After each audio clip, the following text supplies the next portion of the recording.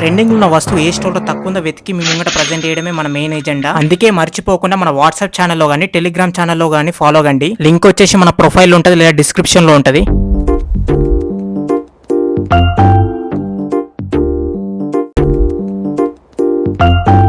ఇక మా బైక్ ఆడ అయితే ఒక పిట్ అయితే చచ్చిపోయింది. ఇదిగో చూడండి అది ఎట్లుందో. ఒక పెద్ద పొక్క పడి దాని శరీరానికి అలా మొత్తం పురుగులు అవుతున్నాయి.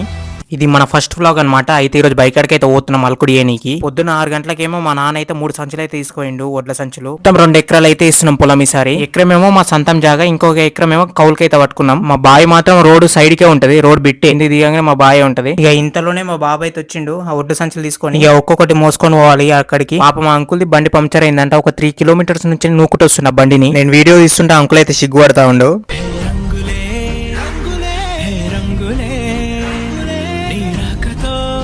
మనం తీసుకోవాల్సిన వడ్ల సంచులు అయితే ఇవే. ఇక ఒక్కొక్క వడ్ల సంచి అయితే ఎత్తుకొని పోతున్నా అక్కడికి. అడిగి పోగానే మా అమ్మ అయితే రాళ్ళు అయితే గడుగుతుంది. 5 రాళ్ళు అయితే తీసుకొని వీటిని మొత్తం అయితే గడుగుతుంది. ఎందుకంటే ఇది ఆచారం అంట. ఏదైనా పని మొదలు పెట్టే ముందైతే పూజలు చేస్తారు కదా, అట్లా రైతులు మాత్రం ఇట్లా పూజలు చేస్తారు. పంటలు మంచిగా వండాలి, దిగుబడి మంచిగా రావాలనేసి. ఇది పూర్వం నుంచి వచ్చిన ఆచారం ఇది. ఇంతకు ముందుకు వాటర్ తోటి అయితే గడిగింది కదా, ఇప్పుడు సున్నం పెట్టి రుద్దుతుంది వీటికి. ఇక మా నాన్న అయితే చెట్టు కొమ్మలు అయితే ఇరుసుకొస్తుండు. ఎందుకంటే మేము ఈసారి 2 పంటలు అయితే వేస్తున్నాం, ఒకటి సన్నోడ్లు ఇంకోటి దొడ్డొడ్లు అనేసి. మొగులైతే ఫుల్ అయింది, ఫుల్ వర్షం పడతట్టుంది. ఇంకో సంచి తీసుకురానికి అయితే బయలుదేరిన నేను అక్కడికి. ఆ సంచి అయితే తీసుకుని అయితే పోతున్నా నేను. వరి గట్టి మీదకించి కాకుండా మధ్యలోకించి అయితే పోతున్నా. జల్దీ పోతాం అనేసి మడ్లకించి పోతున్నా నేను. ఇట్లాంటి ప్లేస్ లకించి పోతుంటే కాళ్ళు అయితే మర్రబడతాయి, జర చూసుకుంటే నడవాలి. ఇంతకు ముందుకైతే ఈ మడ్లల్లా జిలుగు అయితే పోసినాం. అయితే ఇంకా ఎన్నుకోలేదు, చిన్న చిన్న మొలకల్లాగానే ఉన్నాయి అవి. మా పక్క బాయ్ అయినా ఇట్లా మా దాంట్లోనే వేసింది అల్కుడు. ఇక మా నాన్న అయితే ఇప్పటిదాకా ఇడ్చుకొచ్చిన చెట్టు కొమ్మలు అవుతున్నాయి కదా, అవి అయితే పెడుతున్నావు మడ్లల్లా. ఇప్పటిదాకా అడిగిన రాళ్ళు అవుతున్నాయి కదా, వీటికైతే బొట్లు అయితే పెడుతుంది మా అమ్మ. నన్నైతే ఎండిపోయిన కొమ్మలు తీసుకురానికి అయితే పంపించింది మా అమ్మ. ఎందుకంటే పువ్వులు వచ్చాయి వీటికి. నాకైతే ఏడైతే దొరకకొచ్చినాయి అవి. ఇక్కడైతే ఒక ఎండిపోయిన ముళ్ళ చెట్టు అయితే కనిపించింది, అది తీసుకొని పోదామనేసి అనుకున్నా. కానీ దానికి ఫుల్ ముళ్ళు అవుతున్నాయి. ఆ ముళ్ళ చెట్టు ఎంత వీక్నా తెలియదు. అయితే లంబర్ చెట్టు ఉంది ఒకటి, ఆ లంబర్ చెట్టు కొమ్మలు అయితే ఇడుచుకొని పోతున్నా. ఆ ఇడుచుకొచ్చిన లంబర్ చెట్టు ఆకులు అయితే మొత్తం ఇడిచేస్తుంది మా అమ్మ. ఆ కొమ్మలకి పువ్వులు అయితే ఉచ్చుతుంది. కుదరదా ఉట్టి పెడితే కుదరదా? కూర కలుపుకొని తినాలి. ఉట్టిదే అన్నం తినాలా, కూర వేసుకోవద్దా?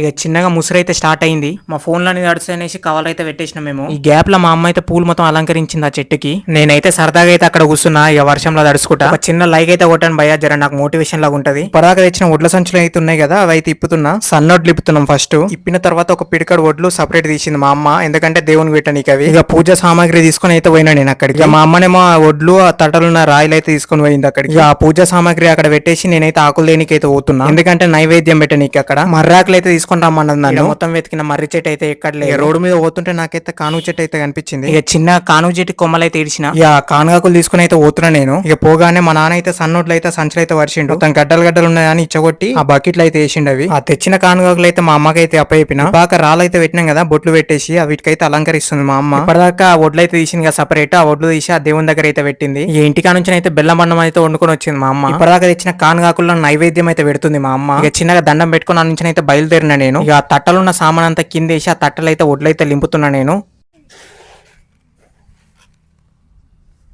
ఆ లింపిన వడ్లను ఎత్తుకొని పోతున్నా నేను మా నాన్నకి అందియనీకి. ఇవి సన్నొడ్లు అనమాట. ఇవైతే అందించిన మా నాన్నకి, అవైతే తలుతుండు మడ్లాల.